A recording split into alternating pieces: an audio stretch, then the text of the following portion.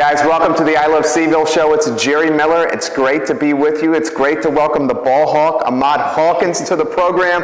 And you know, a lot I want to cover with this guy. We've been friends for a long time, and we have a common ground of where we grew up in Hampton Roads in the 757. Yeah. Interestingly, of course, he, UVA grad, Hampton High School grad. My dad and my family, Hampton High School. So Ahmad, I remember, dude, on Friday nights, going to Darlington Stadium and watching you and your boys be superstars. Yeah. I mean, you guys were like rock stars in Hampton. Yeah. I mean, that's the crazy part, Jerry, that when you're living in the moment, you don't even realize it.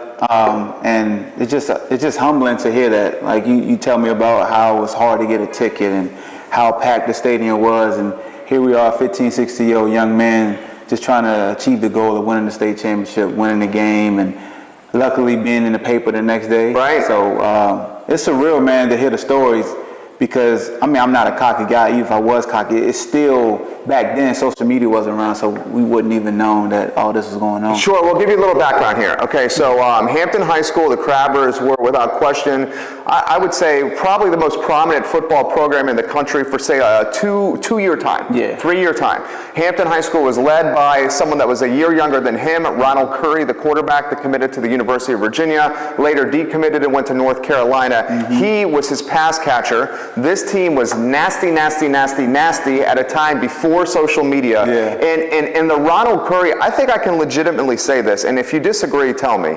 Ronald Curry was LeBron James before LeBron James from a high school star standpoint. Yeah, he definitely was. He was a prodigy. I mean, we knew when he was 5th, 6th grade that he was going to be special. I first met him when I was in the 6th grade at Lindsay Middle School. And he was playing for the Hampton Tornados. I was playing for Aberdeen Raiders, and we scrimmaged them. And I just remember people talking about this quarterback that we was going to be scrimmaging. And within the 3rd play, I knew who he was because he just launched a pass like 40 yards. Really? And that How old is he? I would say we was in 6th grade, so he was like 12. Yeah, so he was 11. But he was taller than everybody already. So I mean, he was ahead of his time. If he came up in the social media time, he would have really been a rock star. He was already a rock star without it. When you guys were walking the hallways, what was it like? I mean, you were wearing your Letterman jacket. Yeah. You know, you were in the front page of the newspaper. You were on Wavy TV 10. You know, we were watching you on the newscast. Yeah. Dude, I literally, this is no BS, okay? I am a couple years younger than you. Friday night in the fall in the Miller house consisted of us driving from Williamsburg. My mom, my dad, and my brother. We were meeting my 2 uncles, all Hampton High School graduates. We'd tailgate outside Darlington Stadium, and we'd walk in, and we'd go to Smitty's Better Burger. Yeah. Okay? Have Smitty's Better Burger beforehand or eat it in the car outside. It was the best family nights, dude. And watching you guys, it was like, my brother and I was like watching an NFL team. We looked forward to it. Well, I mean, like I said, that's just humbling. To go back to think about high school, right? My wife always asks me about high school years, how was it? Chrissy, what up? Yeah, so shout out to my wife, Chrissy. I was a goofball. People, I mean, you see me at Towns Apart, I joke around a lot, and they see me on social media. So I always wanted to be like a regular student. I always wanted to fit in. A part of me wanted to be Ronald, but a part of me was glad I wasn't him because he can barely move. He can barely do what he wanted to do. Even though Hampton, they gave us our space. My student body did. They embraced us for who we were. But that guy, you know, we talked off air about him just going to the mall and just getting mobbed. I didn't have that issue. Plus, I was short too. So, and I played football, basketball. They knew his face, right? Because he wasn't wearing a helmet. Yeah. So so I didn't envy that part of his life. So he really was. He had. I mean, I remember seeing him at Fashion Square Mall, and my family even was like, "That's Ron." Yeah, I mean, that was how it always was. Yeah, Ron C's been like that since he was in 7th grade, and he was dunking at basketball and playing in Boo Williams AAU. He's just a legend, man. But the thing that people don't know about Ronald is very humbling, was very shy, had his close-knit of friends. Similar to LeBron in that aspect to where he had, you know, Muffin, Derek White, Junior Blunt, Gary. He had guys around him, his circle, to where that's who stayed around him. Kenny Crawford also. And we all had our cliques. Even though me and him were best of friends on the field as far as how we hooked up, as far as, you know, touchdowns, things like that. We had separate cliques. Well, you were a year older. Yeah, and I was a year older. Yeah, that's why, and that's huge in high school. And it helped because we got to see things from different lenses, and we got to appreciate each other that much more also. How about, and the crazy thing about this, guys, is Ronald Curry was the #1 ranked football and basketball player, was a McDonald's All-American in both, I believe won the dunk contest. Yep, that same year. Yeah, the same year in the McDonald's All-American game, covered by Sports Illustrated. I mean, huge. Got the McDonald's high school game to come to Virginia. Think about that. Was it Hampton Coliseum? Yeah. It was at Hampton Coliseum? And the dunk contest was at Hampton High School.